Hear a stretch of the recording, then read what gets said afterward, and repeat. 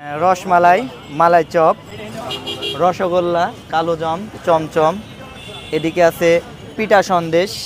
এখানে আমাদের ঘরোয়া পরিবেশে মিষ্টি তৈরি করা হয় এবং সেগুলোই নিয়ে এসে বিক্রি করা হয়। কারিগরটা হচ্ছে আমাদের রিলেটিভ, মানে আমার শ্বশুর।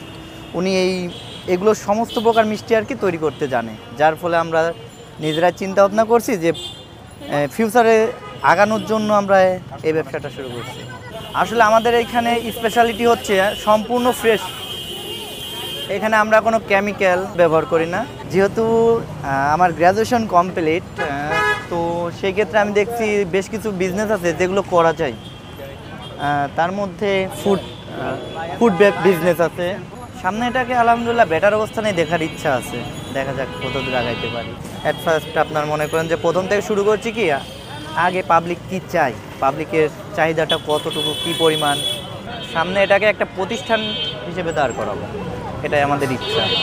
আসলে এটা আমাদের দুই ভাইয়ের প্রতিষ্ঠান, আমরা দুই ভাই শুরু করছি। অ্যাড্রেসে সেক্টর 7, সোনারগাঁও জনপদ, লেক ড্রাইভ রোড। রসগোল্লা 350 টাকা কেজি, কালোজাম আছে 400 টাকা কেজি, চমচম আছে 350 টাকা কেজি, রসমালাই আছে 450 টাকা কেজি, মালাই চপ আছে 600 টাকা কেজি, ছানা আছে 800 টাকা কেজি। আসলে যখন স্টার্ট করছিলাম তখন সেল হতো আপনার 1500, 2000, পার ডে অ্যাভারেজ 10।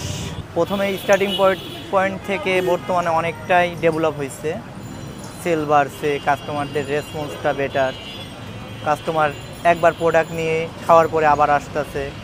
আসলে আমি মনে করি কেউ যদি নিজ থেকে ভয়কে জয় করতে পারে তাহলেই সে পারবে। কারণ আমরা তো মূলত ভয় পাই, যে কোনো একটা কিছু করব, কে কি বলবে, কে কি ভাববে, পরিবেশ সমাজ কি বলবে, এগুলো নিয়েই তো আমাদের সবচেয়ে বড় সমস্যা। হ্যাঁ, রিস্কটা অনেকেই নিতে চায় না, কিন্তু রিস্ক না নিলে কোনো কিছুই সম্ভব না। কারণ প্রথমে রিস্ক নিতে হবে, তারপরে তো ফলাফলটা আশা করা যায়। যদি আমি রিস্কই নিতে না পারলাম তাহলে তো আমি রেজাল্ট আশা করতে পারবো না। আসলে ছোটো থেকে চাকরির প্রতি আমার কোনো ইন্টারেস্ট নাই, যার ফলে ওইদিকে আর যায়। আসলে এটা নিয়ে যেতে চাই অনেক দূর, কারণ স্বপ্ন অনেক বড় কিছু আছে, যার ফলে এটা আশা করি অনেক দূরে নিয়ে যাব। যেহেতু ছোটো থেকে শুরু করছি, এখন ডে বাই ডে বাড়তেছে, চিন্তা আছে ভবিষ্যতে কিছু একটা ভালো কিছু পাবো এবং ভালো কিছু করবো।